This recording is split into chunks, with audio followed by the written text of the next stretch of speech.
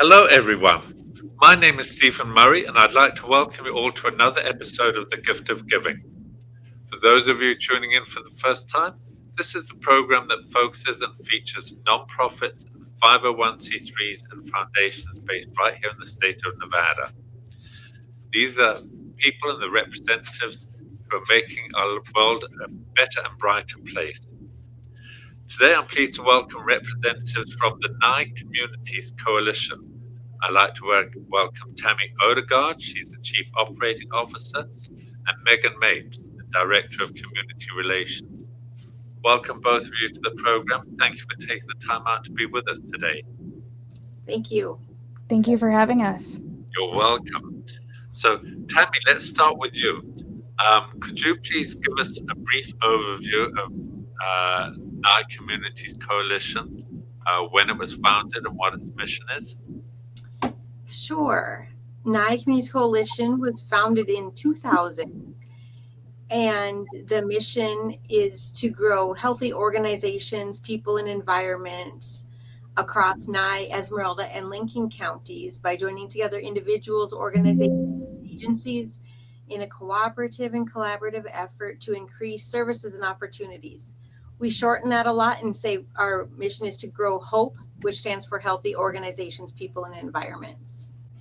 Hope. I love that acronym. What a nice thought behind your organization's goals. Uh, Now, what made you actually join Nye Communities Coalition, Tammy? I had lived in Pahrump for several years before I became employed here, and I was working in the government sector. And I had done a lot of work with Nye Communities Coalition at that time. I was kind of tapped in to be aware of all of the services that they were offering because I was relaying that information to the people that I was serving in my government position. And so when a position opened here at the coalition, it just felt like such a perfect fit. I love the mission and the work that is done here. So super happy to be here, and I wanted to help grow an organization in the town where I was living and raising my family. Sure, makes perfect sense. Well, nice that you joined them. I'm sure they benefited from your knowledge and your services. And Megan, let me ask you the same question. What made you get involved? So, I moved to Nevada from Atlanta, Georgia about 3 years ago and started out in Vegas. And my fiance and I, as we learned more about Pahrump, we made it out here. And I had the opportunity to meet with Stacy Smith, who is the CEO for Nye Communities Coalition. And she gave me a tour of the campus, talked to me about the different programs and the way in which we provide supportive services to the community. And something about the way she explains it and gives that tour just made me fall in love with the mission and the work that they're doing here. And I have enjoyed it ever since. Cool, nice. Now, your title suggests that you're Nye Communities Coalition, but you alluded, Tammy, in your opening remarks that you also cover Esmeralda County and Lincoln. Is That's that correct. yes? When we started, we were serving Nye County, and then opportunities arose for us to serve the people living in Esmeralda County too. So instead of changing our name, we capitalized the E at the end of Nye. So it's uh, a capital N, small y, and a large E for Nye and Esmeralda counties. And then several years after that, opportunities came up for us to expand into Lincoln County. We haven't changed our name. We changed our logo to include their county, but we do serve all three counties. Okay. But now, that's interesting because geographically, apart from your proximity to Clark County, you also border on several others. You've got White Pine, Eureka, Churchill, Land and Mineral. Do you have any plans to expand to these counties, or only if they reach out to you expressing a need? I do not think that we have plans to expand into any of those counties. However, we work really closely with the coalitions that are in those other rural counties. And so I don't think that NyECC's coalition will expand per se, but we will continue collaborating with them, writing grants together, and just trying to bring more services to our state, specifically to the rural and urban areas. But we do work with, I'm sorry, the rural and frontier areas, but we do work with our urban partners also. Okay, so you mentioned these other counties, they've got their own coalitions and you've got no plans to expand, but if somebody reached out to you from one of these other counties, I'm assuming you wouldn't turn them away. You have phone numbers and other coalitions in these other counties that you could refer them to? Absolutely. Yep. One of the cool things about the state of Nevada is our coalitions work in partnership with each other. So we text, we communicate, and we help each other out whenever we have the opportunity to. Okay, so you say that you network with the other counties. So from that, is it not just the counties that border Nye County? You also deal with the ones further north, like Washoe County. Do you network with those as well?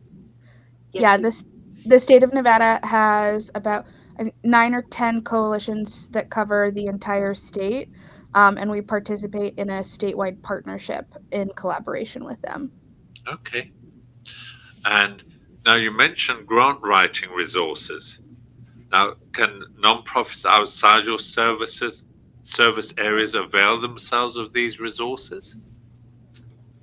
Over the years, we have held grant writing workshops and little micro training sessions for grant writers, and anybody outside of our area would be able to avail themselves to that. I don't know of any plans to do that right now, but we love to help new nonprofits form. Anyone who's interested in grant writing, we like to help them. We like to share our resources with them. So that is definitely something that we would be open to. Okay. And Megan, I noticed on the website you have a comprehensive community prevention plan. Would you care to elaborate a little bit about what that plan is? Absolutely. So the one we have on our website, we did in 2020 into 2021. We work with the state of Nevada to build a plan for what prevention around substance misuse looks like across multiple sectors, from the community to law enforcement partnerships to partnerships with the school, as well as family and peer-to-peer relationships. Because one of the things that we have learned over the past 20 some years is the only way that we effectively engage in substance misuse prevention is by working across those multiple access points and building partnership and collaborative relationships in those ways. So we'll go into the schools and deliver programming. We will offer alternative activities here on our campus. We run recovery support programs. We work with law enforcement officers to ensure that compliance checks occur across misuse and to prevent misuse. And it's something that has been in collaboration with the state and at the state level through our grants. Perfect. Wonderful, wonderful prevention plan. On that note, we're going to take a brief sponsorship break. Please stay with us, folks. We're going to be right back. Introducing Pacific Coast Capital, your partner in finance. We provide financing for your business. Speed, flexibility, and creativity are the foundation of our service. We'll help you navigate through change and opportunities. Our 90-plus years of experience ensures quick turnaround on loan decisions. Ride the wave to prosperity with us. Ready for new funding? Visit our website today at pacificcoastcap.com. Welcome back, everyone, and I'd like to welcome back Tammy Odegaard and Megan Mapes from Nye Communities Coalition. Thank you for taking the time to be with us today. Now, you have 4 pillars that we want to talk about, but before we get into that, you have a treatment resource and supportive directory, including treatment providers, recovery support, medication-assisted treatment, harm reduction, detox, sober living, food pantries. You really are a very comprehensive resource center there from what I could see on your website. Would that be an accurate statement? I would say that's an accurate statement. We kind of serve as a hub for information for everything having to do with the health of people, organizations, and environments. And so we don't do all of the things here at the coalition, but we can link you up with the people who do. And we work very hard on keeping our resource directory up to date, because that's changing a lot with Sure. new providers coming in and going out. So I think that we spend a great deal of time doing that, and we do it well, keeping that resource directory up to date. Do you have anything to add? Sorry, go ahead, Megan. Do you have anything to add? The only thing I would add is one of the things that we've learned with this resource directory and our resources is when you are in a rural community, it's hard to know what resources are available. And so we find every year we're getting calls from the hospital and from other partners saying, do you have any more printed out resource directories that you can give to us? Because we've got, as soon as we get them in, they're off our shelves. Yes. Well, I think what's really interesting about that is it's an awareness. You're making people aware that what is out there. A lot of people wouldn't know that half this stuff was there if it wasn't for your resource directory. So that's valuable service right there you're providing. So let's go into your 4 pillars. Let's talk about the first one. It's career and financial health pillar. Would you like to share with us and our viewers what that entails? Sure, I'll go first, and then Megan, if you have anything that you want to add, jump in. We have a large workforce development program here in the Pahrump and in the Tonopah offices. We are helping people from the ages of 14 and up prepare for the workforce, fine-tune their skills, get training for additional skills. We're removing barriers to employment. So if someone needs some training to get to a job, we might be able to pay for their training. We might be able to pay for the supplies that they need for the training, the equipment, the clothing, the tools. We pay for on-the-job training experiences. So if an employer wants to hire someone and they're willing to take a risk and hire somebody who is not experienced, we might be able to work with the employer to help kind of defray some of the costs of employing someone with not as much experience as maybe they were looking for. We also provide work experiences for young people who are entering the workforce. And so we can put someone on a paid work experience in a field that they're interested in so that they can decide if that is a career path that they want to pursue or not. And so we have great success stories that come out of our workforce programs. It's just a super great opportunity for us to be able to lift people up who, maybe have come on hard times, or maybe they just didn't have someone who was in their life who could expose them to different opportunities and different career paths. So we have a really amazing staff of career coaches and resource room assistants that all work really closely with the people in the workforce program to help them get on their way and get into a job or into a career where they can sustain their families. Along with that, we have a brownfields training program where we're training people specifically to go into jobs or careers in the environmental field. And so that's a really exciting program that we have where people in these rural and frontier communities can receive training to go into jobs in that sector. It's there's a lot of opportunities, especially in the rural areas with those types of jobs. So that's something that's very exciting that we're really happy to offer with our workforce program. Wow, that's a pretty comprehensive program there. Just in general, everything that you're capturing there is huge. Now, your second pillar is behavioral and mental health. Now, what's covered there? So I can.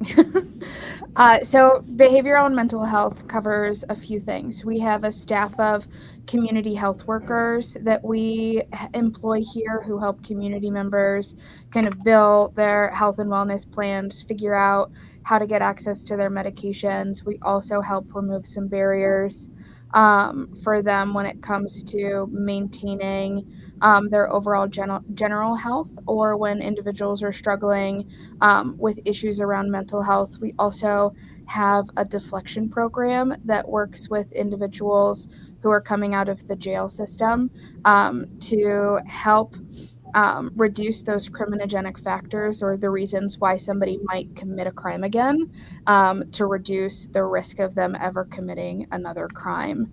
One of the things that we kind of had happen recently, and when we think about this, is a gentleman who was coming out of jail and getting moved into a sober living location this past Monday, but he comes out of jail on Friday, but he doesn't have anywhere to stay. And if there is anything that's going to increase your chances of kind of recommitting crimes or trying to miss out on the opportunity to actually get sober, it would be being stuck on the streets for the weekend.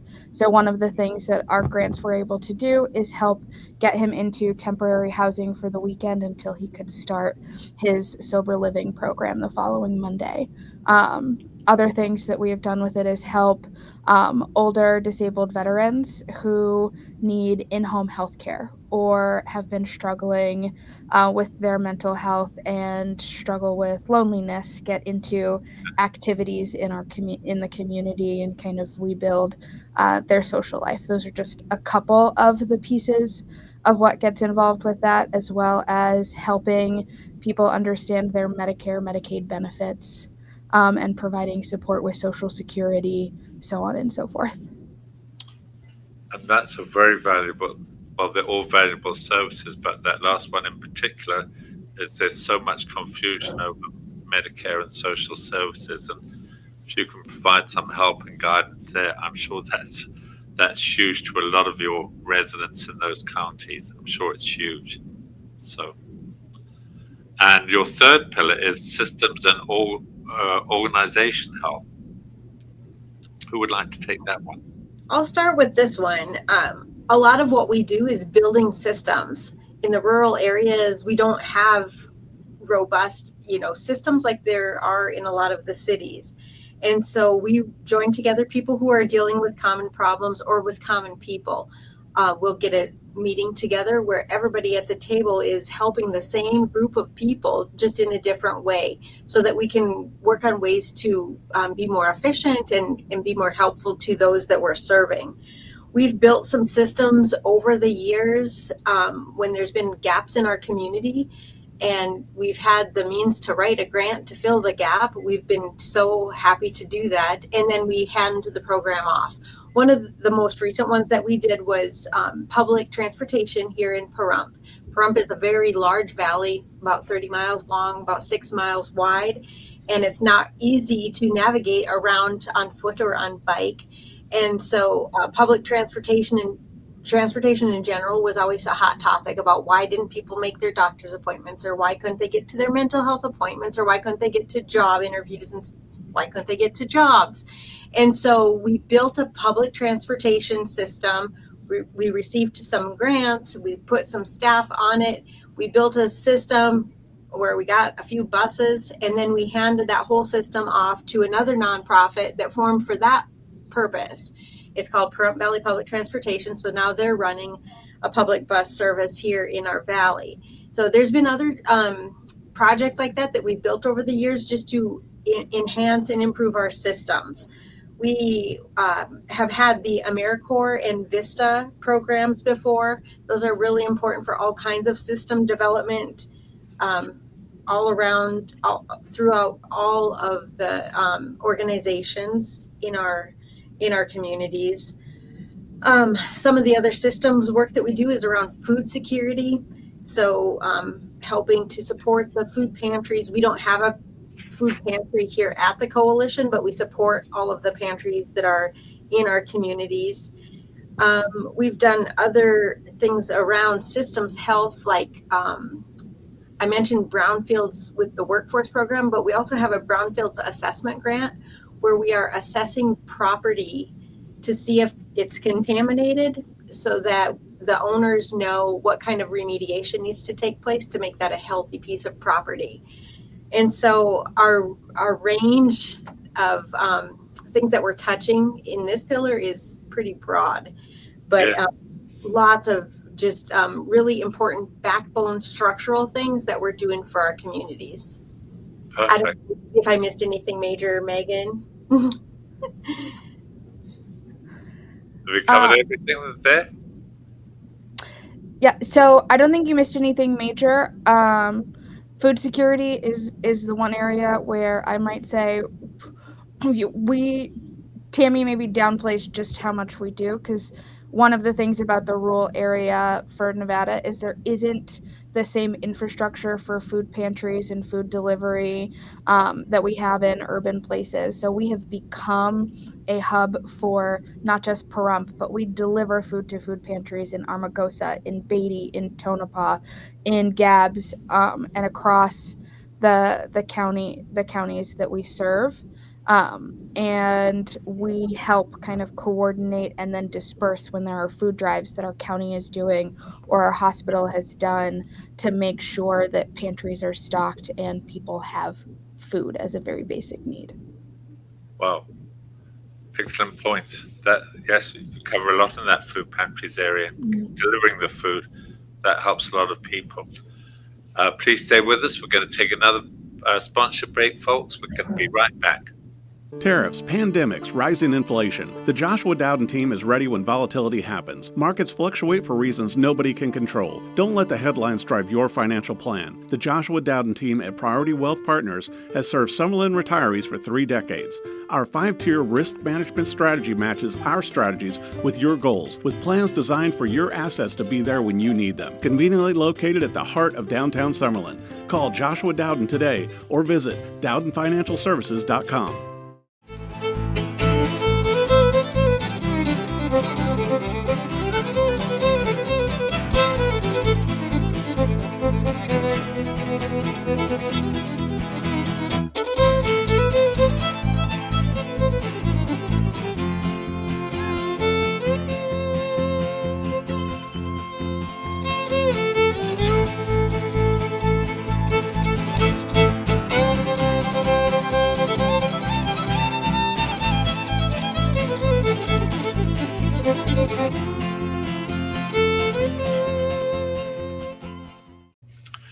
Welcome back, folks, and welcome back, Tammy and Megan. Thank you again for being with us today.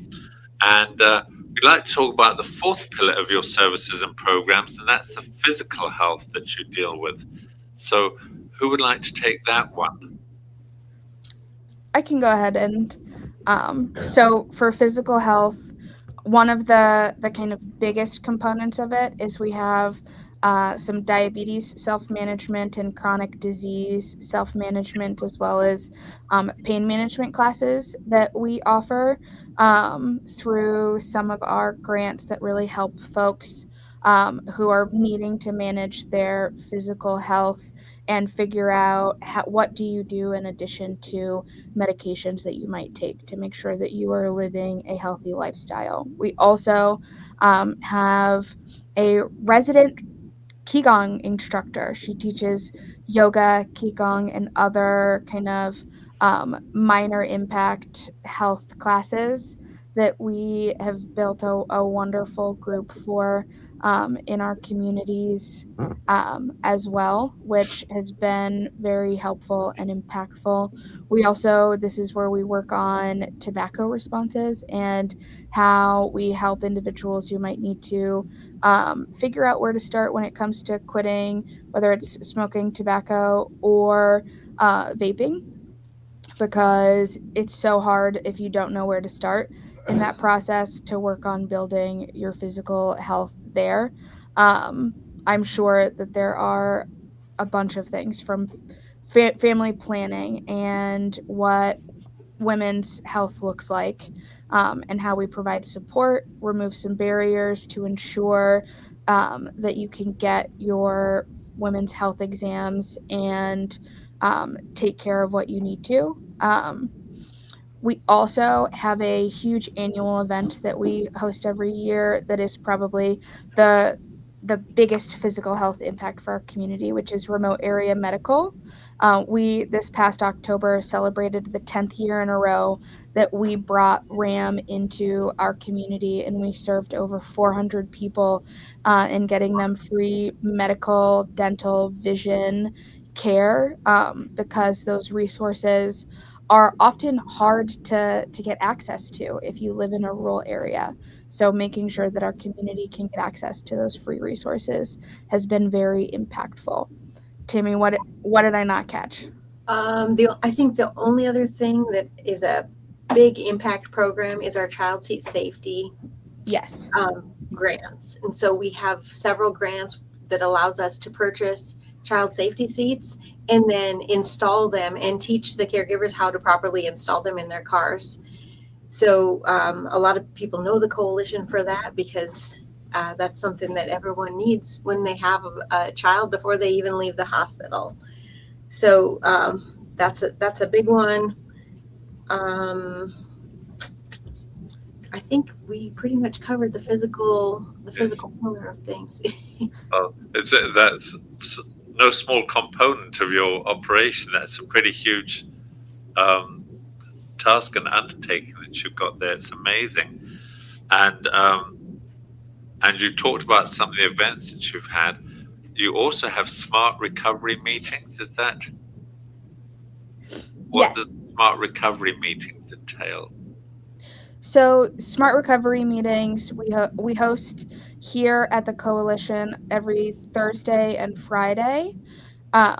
It entails offering an evidence-based recovery program to our community. So you work on those SMART goals and do cost-benefit analysis around whatever addiction it is that you are struggling with. So it can be for folks who are struggling with alcohol misuse or other illicit substances, but it could also be helpful for someone who struggles with overeating or undereating, someone who struggles with an addiction to shopping, someone who struggles with an addiction to people, right, to technology.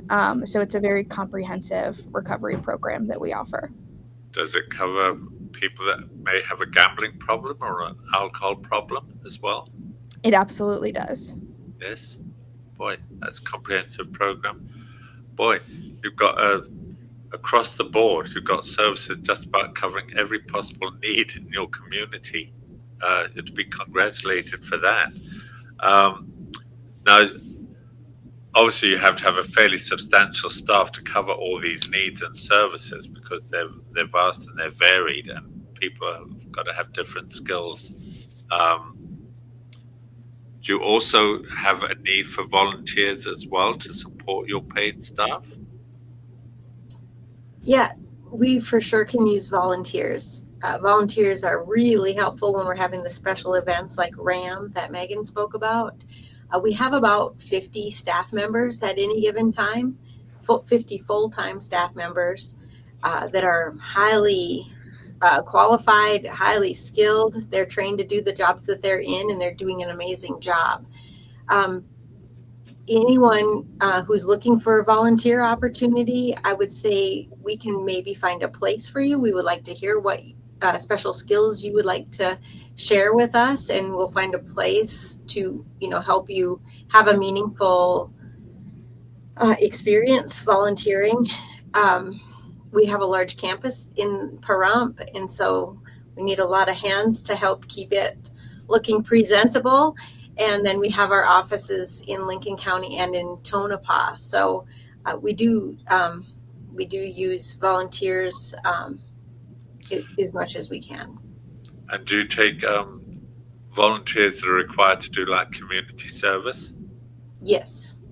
So you take those. Great. Yes. With that large paid staff, how does the organization get funded? Do you get corporate donations, government grants? We are almost fully funded by grants. We have grants that are direct from the federal government. We have state grants, and then we have foundation grants. We do very little fundraising, really, just for special projects. Yes. And so, because of that, all of our funds are earmarked for a very specific purpose, and they're tracked to the penny. That's part of the miles of little cubbies that I have behind me, is keeping track of all of the pennies and making sure that every grant is getting their fair share. Yes. But as far as donations go, we would welcome and accept donations. It's really helpful if we have donations that are unrestricted, because of the amount of people who are coming onto our campus to receive assistance. There are times when their needs are for something that we do not have a grant for. And so it is helpful if we have a little bit of unrestricted funds so that we can buy things like bicycle tires or, things like that we don't have a grant specifically for. Cool. But most of our funding, I would say 96 or 98% of it are coming from grants. Okay. And if people want to donate or volunteer with Nye Communities Coalition, could you please give out the website information where people can go and check? Absolutely. So our website is NyECC.org. On our homepage in the top right corner is a link for you to be able to get to our PayPal to make a direct donation and charitable donation through PayPal. If you are someone who prefers a check, we accept donations through check that can be mailed directly to us. And one of our admin employees will send back a confirmation donation letter if requested as well. Okay, perfect.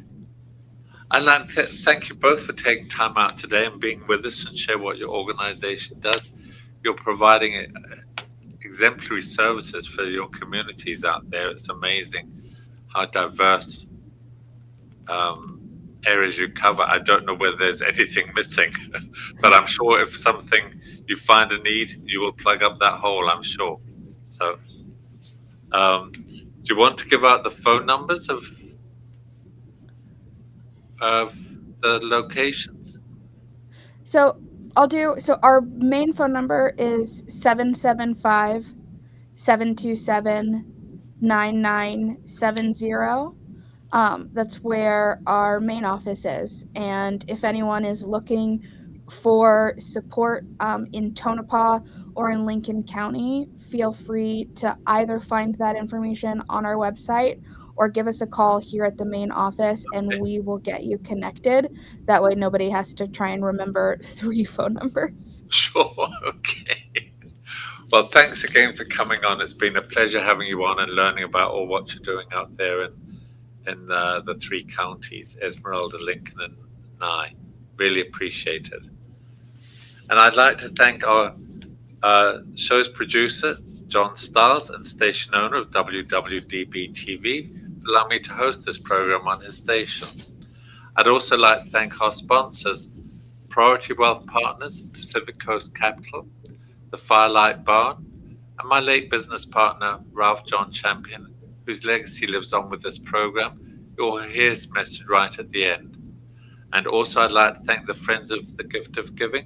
They're the anonymous programs that help, the anonymous donors that wish to remain that way and help keep this program on the air. And finally, I'd like to thank you, the viewers, for tuning in. If you know of anybody living in Nye County or Lincoln or Esmeralda, please share this interview with them. They might be able to benefit from some of the services. And also, if you have any questions or comments, please reach out to me, Stephen at thegiftofgiving.vegas. And I hope you will join us again real soon. In the meantime, please stay safe, be kind to one another. Bye for now. Mr. R.J. Champion is proud to sponsor WWDBTV's series, The Gift of Giving, and wishes the program much success. Congratulations and gratitude to the featured guests and the organizations they represent. Our community is well served by your tireless efforts to make Nevada a better state for all its residents.